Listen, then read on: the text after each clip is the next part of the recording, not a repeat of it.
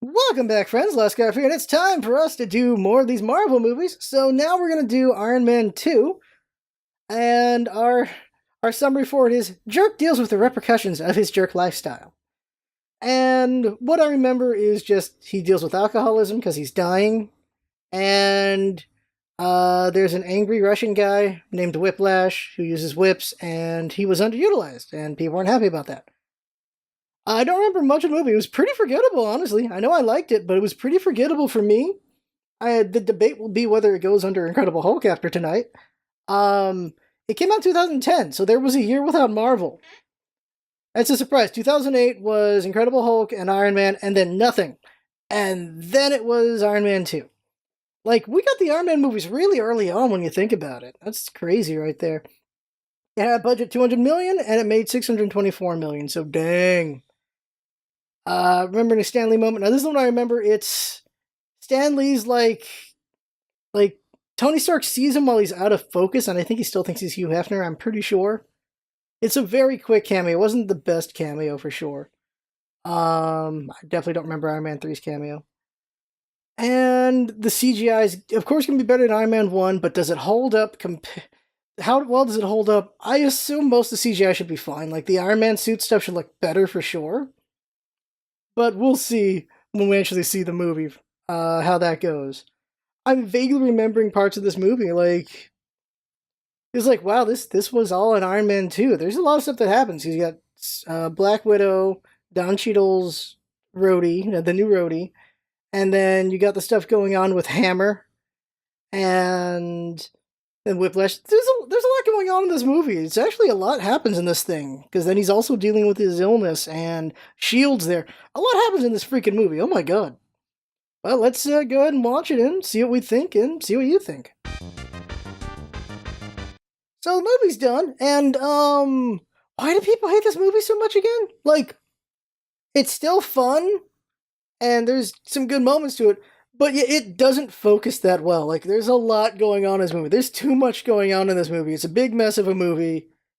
It could really focus up. I feel like Hulk did a better job of being focused. It goes along a path and you're there for it. While this one, it's just all over the place. And like, a full hour of the movie I forgot existed. Until it came up, I'm like, oh yeah, this happens. Oh yeah, this happens. All of this is in this movie. Like, there's so much going on in this movie, it's kind of ridiculous. I can't believe how much is in there. Like, you got Tony dealing with dying, then you got him dealing with Whiplash, then you've got Hammer happening, then you have all the Shield stuff going on, and then there's just all the congressional. There's so much going on in this freaking movie. There's just a lot going on here. I got the Stan Lee scene wrong. He's Larry King, not Hugh Hefner. I remembered it being really quick. I did not remember it was Larry King, not Hugh Hefner on that one. So whoops on that one.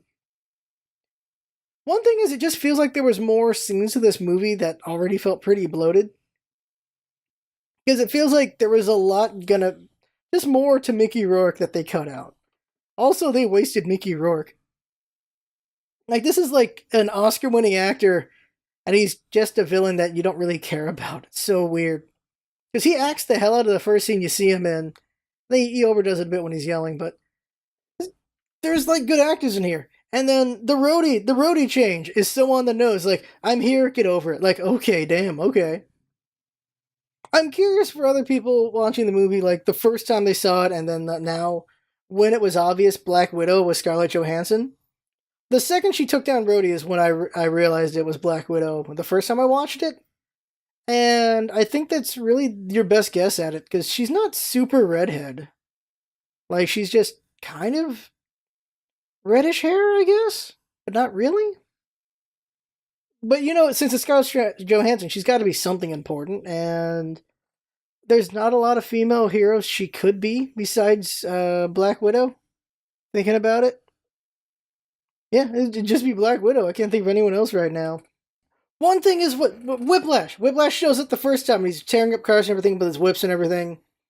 He gets run over by Happy, and he doesn't die. He gets run over multiple times by Happy and doesn't die. Like, what the hell's going on with that? I don't know. So we're in that phase where the villains aren't so great.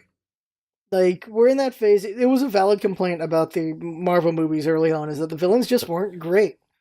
Everyone likes Loki, and that's because Loki gets enough time to be more interesting, and also because we get multiple movies with Loki to make him more interesting. While these guys, everyone's a one-off pretty much, and they don't get a lot of time, like we see with Iron Man 2, there's two villains, and both of them aren't very great. You got Whiplash, who he's a villain, he just wants revenge, and he just wants to make Tony miserable and everything. And his plan's terrible. Like, make Tony bleed, and then the sharks will show up. It's like, not really, because the only one who had any good tech was him, and he didn't even fully realize his tech. And then you got Hammer, who's not really a big threat. Hammer's just such a joke, and I feel like they could have made him a better threat than he was. The jokes are half okay, and the threat's half okay with Hammer. It could have been a better thing with Hammer as well. And I get the complaints. You totally get the complaints with this movie. I think it's still fine. In the end, it made 3 times its budget. So, people enjoyed it. But after this is Thor, which is also okay. We still got to Avengers, though. And Avengers, everyone lost their minds over Avengers. We're going to get there. And the next movie, of course, is Thor. One thing, though, the final big confrontation at the end, where it's him dealing with all the drones and then fighting Whiplash again, so many people are dead. There are so many dead people. There's no way people did not die in that whole situation. It's just kind of ridiculous.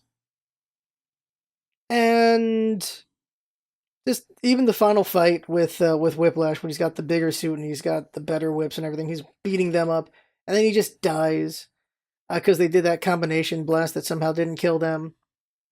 And he keeps taking his damn helmet off. It's not a bad movie. Not a bad movie at all. It definitely deserves some of the panning it gets, but it's still pretty good. I enjoyed it. There's just so much going on. It doesn't focus all that well. Like, the pacing's pretty off on it. But in the end, not bad. And we're at 3 movies now. So the rankings right now is, of course, number 1, Iron Man. Is Iron Man 2 or Hulk? Which one's better? I'll put Iron Man 2 over Hulk. So we got 1, 2, and Hulk. Up next is going to be Thor, and then after Thor is Captain America, and after Captain America is the Avengers. Like, they set up 3, and then it's Avengers. Like, holy crap.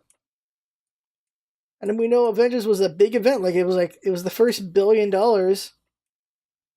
I can't remember if this is the first $1 billion any action movie made. Cannot remember that, but we'll see when we get there. But that's really everything there, talking about this Marvel movie, Iron Man 2.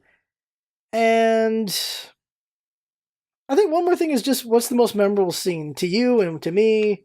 I think the most memorable scene to me is... God, I already forgot the movie. Holy crap. The only thing I remembered about the movie before seeing it again, because I remember I only saw it back when it was in theaters, all I remembered was his dad saying, "And this is my ass." And just the big, that they just have a kill box, and that's about it. Like, oh, and Tony losing his damn mind. That's about it. That's all I remembered. And then he slowly remembered more as the movie went. After seeing the movie, most memorable scene is... I don't know. And this is my ass. Jeez, I just saw the movie. And... oh, the funniest thing is him bringing strawberries to Pepper, and that's the one thing she's allergic to. That's funny. Yeah. What about Jinx? What does Jinx remember? Jinx doesn't remember anything either. Oh my god. Oh my god. Oh. Well, that's Iron Man 2 for you. So, let's just... man, that's worth considering putting it down a rank. Oh my god. Wow. Okay, yeah. Iron Man 1, Incredible Hulk, and Iron Man 2. I at least remember Incredible Hulk. Holy crap. Alright, that's it. That's it for this one. Next up's gonna be Thor. See you at that one.